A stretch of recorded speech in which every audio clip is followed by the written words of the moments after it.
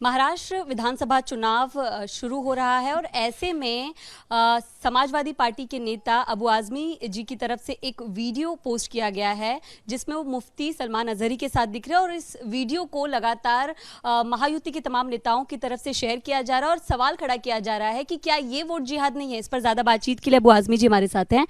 मुफ्ती अजहरी के साथ आपने वीडियो शेयर किया है, आप उनसे वादा कर रहे हैं कि अब आपकी सरकार आएगी तो आप वो कानून लाएंगे जो धर्म विरोधी बात करते हैं उनको जेल में डालने की। इसको कह रहे हैं कि यही वोट जिहाद है। भाजपा के नेता लगातार इसको शेयर करते हुए किस तरह ये वोट जिहाद है? आप हुजूर सल्लल्लाहु अलैहि वसल्लम के खिलाफ नाजेबा हरकत करेंगे, उनके खिलाफ आप जो है गलत बातें करेंगे, गाली गलौज करेंगे। मैं तो कह रहा हूँ किसी देवी देवता के बारे में, छत्रपति शिवाजी महाराज के बारे में या डॉक्टर अंबेडकर के बारे में कोई इस तरह की बात करता है तो आप सिर्फ 153 ए या इस जैसे बेवकूफ़ बनाने का काम कम कीजिए।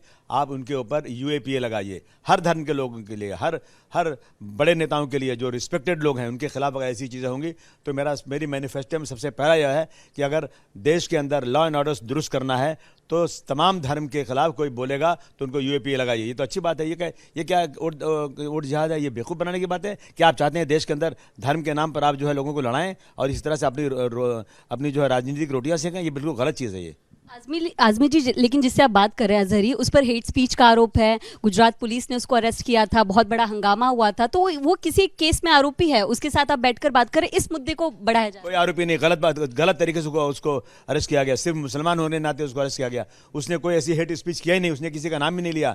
उसने कहा जो सरकार गलत है, ये हमारी सरकार भी आएगी। इस तरह के अल्फाज पे किसी को पकड़ा जा सकता है क्या?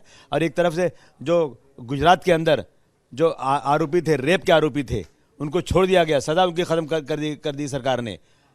मस्जिदों में घुसकर मारेंगे, उसको पकड़ा नहीं जा रहा है। इस तरह की चीज़ें देश में हो रही है। रोज़ाना हेट स्पीच हो रही है और सुप्रीम कोर्ट ने कहा कि 100 मोटो हेट स्पीच पे रोज़ हेट स्पीच हो रही है, लेकिन उस पर कुछ नहीं करवाई। और एक मौलाना बेचारे ने सिर्फ एक छोटी सी भाषण किया और उसके अंदर एक ऐसी कोई चीज़ नहीं। सुप्रीम कोर्ट ने कहा यह हेट स्पीच नहीं है, तो कैसे आप कह सकते हैं हेट स्पीच है?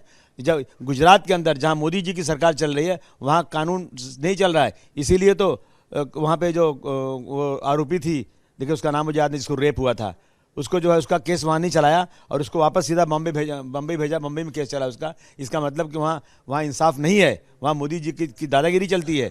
इसलिए इसको यहाँ किया और सुप्रीम कोर्ट ने वापस कहा कि ये कोई हेट स्पीच नहीं है। फिर आप कैसे कह सकते हैं कि ये हेट स्पीच है?